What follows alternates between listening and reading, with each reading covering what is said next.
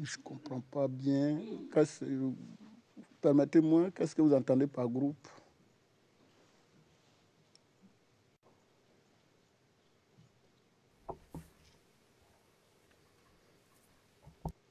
Ces éléments-là qui sont arrivés, est-ce qu'ils avaient déjà appartenu à d'autres, à des groupes, n'importe lequel? Honnêtement, je ne sais pas. Je ne sais pas.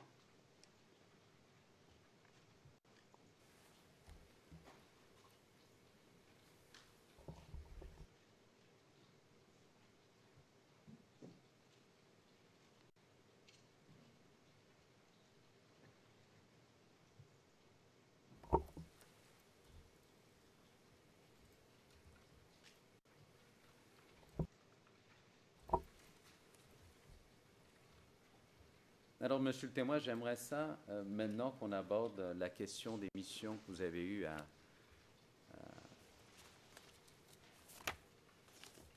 subir. Est-ce que vous avez fait des missions pendant que vous étiez situé au nouveau camp Akwedo? Oui.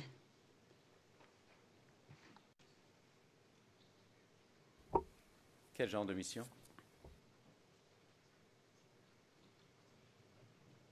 Des missions de sécurité, des missions de défense. Voilà. Et dans le cadre de ces missions de sécurité et de défense, est-ce que vous avez eu à aller à certains endroits en particulier, hors du camp Akwedo, nouveau camp Akwedo? Bien sûr.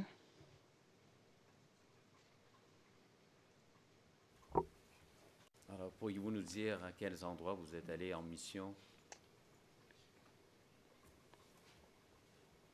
Et là, je parle évidemment durant la crise post-électorale. Oui, j'ai été en mission au camp commando d'Abobo, à la maison d'arrêt de correction d'Abidjan, au carrefour des Sivkov, où il y a l'académie Asset Mimosa, je ne sais plus comment on appelle ça, chose à faire, un Mputo, non? Oui. Comme carrefour Marie-Thérèse aussi. Can you please repeat your answer? S'il vous plaît, pouvez-vous répéter votre réponse et parler plus clairement dans le micro, sinon les interprètes n'arrivent pas à bien saisir votre réponse. Merci. J'ai dit que j'ai effectué des missions à l'escadron commando d'Abobo, à la maison d'arrêt et de correction d'Abidjan,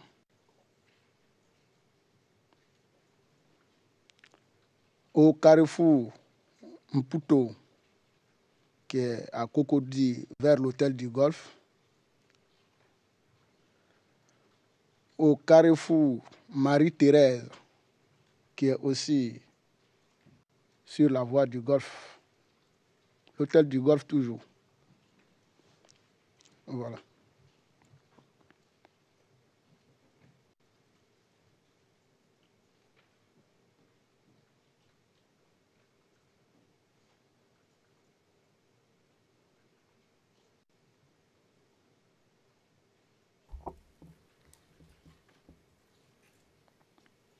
Simplement, Monsieur le témoin, vous avez parlé du carrefour Mputo. Est-ce que vous pourriez simplement l'épeler pour nous, celui qui est près du Golfe?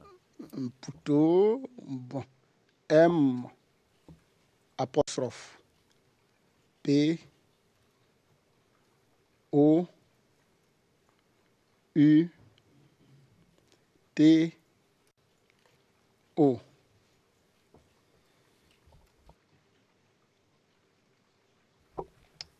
Alors, dans un premier temps, Monsieur le témoin, je vais m'intéresser à vos missions au carrefour Mputo et le carrefour Marie-Thérèse. Si je comprends bien, les deux endroits sont près de l'hôtel du Golfe. C'est exact? Oui. Alors, brièvement, en quoi consistaient vos missions à ces endroits?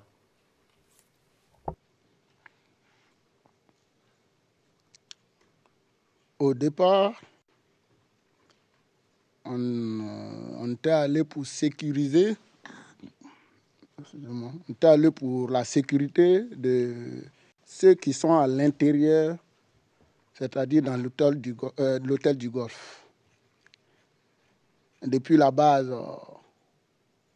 on nous avait laissé entendre que les consignes étaient d'empêcher toute personne qui veut entrer ou sortir de ce lieu avec une arme. Et on a continué, jusqu'à ce qu'un jour, je ne me rappelle plus de la date, où les instructions ont changé. Comme quoi, il n'était plus question que quelqu'un de l'extérieur entre.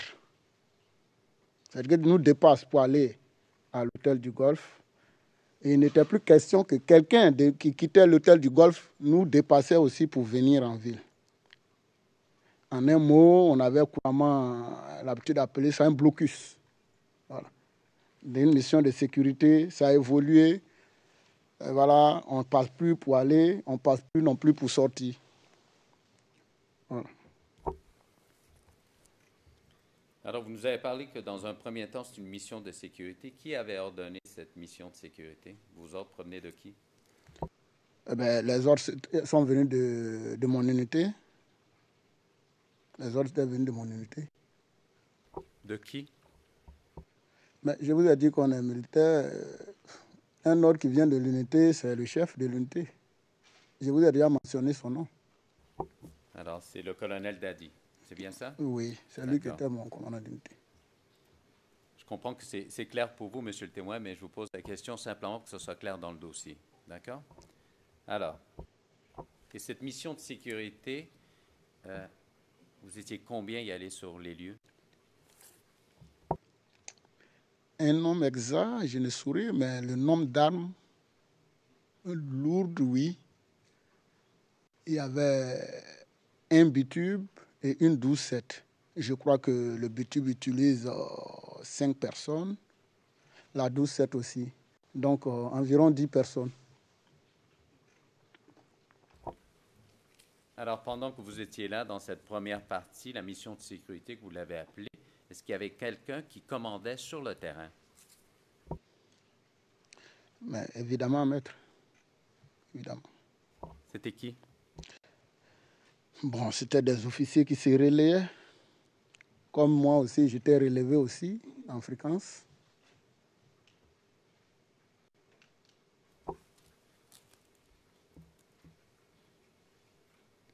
Alors, je comprends qu'il y avait des membres de votre unité de la BASA qui étaient là. Est-ce qu'il y avait des membres d'autres unités qui se trouvaient sur les lieux? Oui, au début, oui. Au début, oui. Lesquels? Si j'ai une bonne mémoire, le bataillon blindé et le commando parachutiste, je crois. Oui.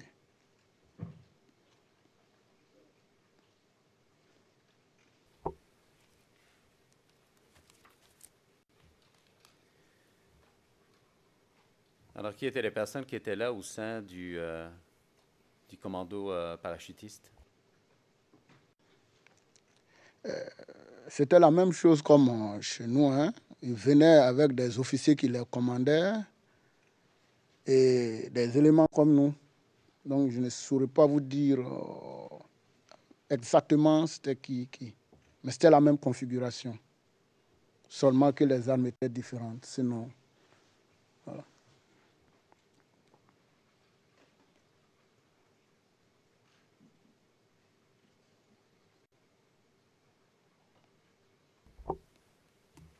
Et je vous ai posé la question il y a quelques instants, mais est-ce qu'il y a quelqu'un qui était en charge de cette mission sur le terrain? Personne en particulier?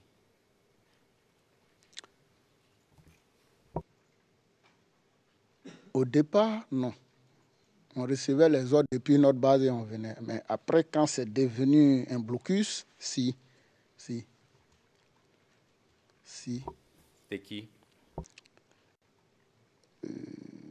Il y avait, je ne sais plus quel grade ils ont, sinon c'était 2 capitaines.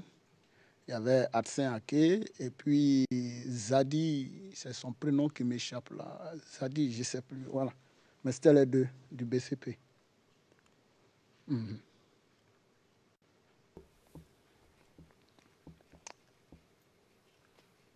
Là, vous dites que c'est après qu'ils sont devenus les chargés de cette mission, les commandants sur les terrains? Les 2 capitaines, Adsen Ake et Zadi du BCP.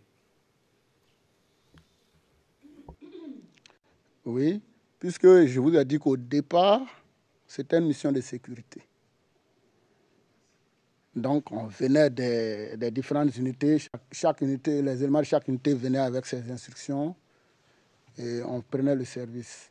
Après, quand la mission a changé, évidemment, il fallait réorganiser les choses. C'est là qu'on a eu les 2 chefs.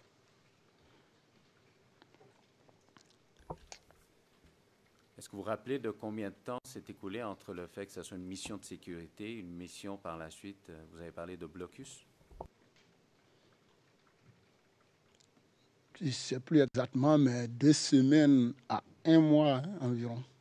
2 semaines à 1 mois environ.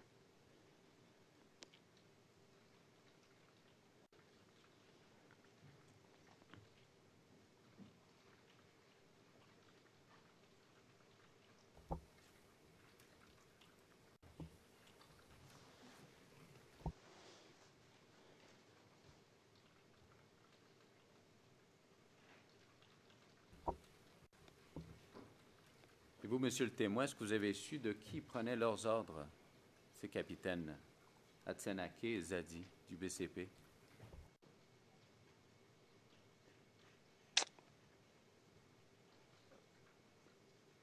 Je ne vois pas. Parce que, bon, mais moi j'imagine que l'ordre venait depuis l'état-major. Hein.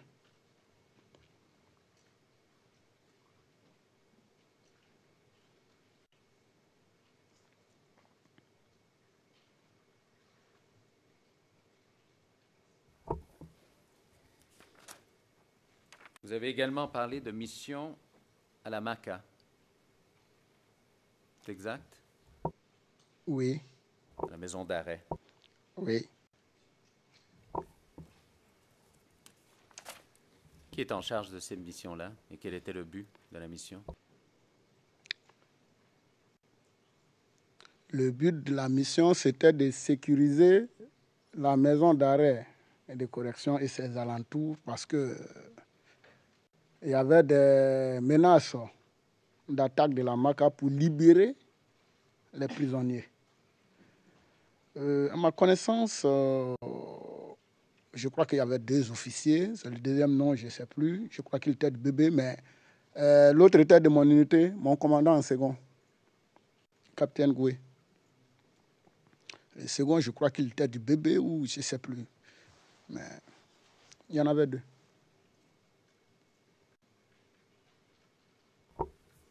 Et vous nous avez également parlé des missions à Abobo.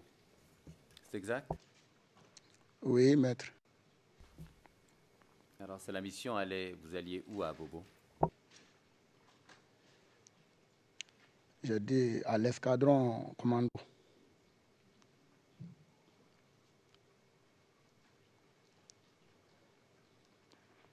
Est-ce qu'il y a un camp en particulier où vous êtes allé?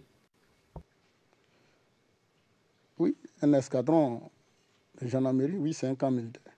Oui. Alors, est-ce que c'est bien le camp commando de l'escadron de la gendarmerie? Exact. Et quel était l'objectif de vos missions au camp commando?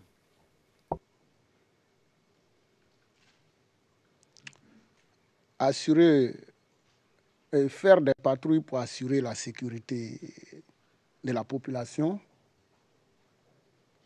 C'était ça l'objectif.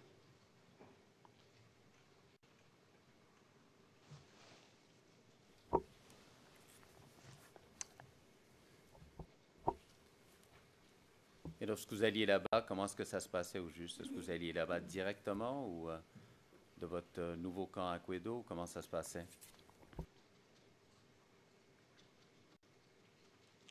Au départ de l'unité, on partait tout droit au camp commando. D'ailleurs, c'est ce que les autres unités, parce que ce n'était pas mon unité seule qui prenait service là-bas, qui assurait cette mission. Au départ, chacun quittait dans son coin pour rejoindre. Arrivé à un moment, les unités venant en petit nombre ou bien en petit groupe étaient régulièrement attaquées. Ils essuyaient des coups de feu. Alors, le commandement a décidé que pour venir au camp commando, toutes les unités devaient se rassembler au niveau du camp de gendarmerie d'Agban. Et du camp de gendarmerie d'Agban, on fait une file indienne, on prend la voie jusqu'à l'escadron commando. Voilà.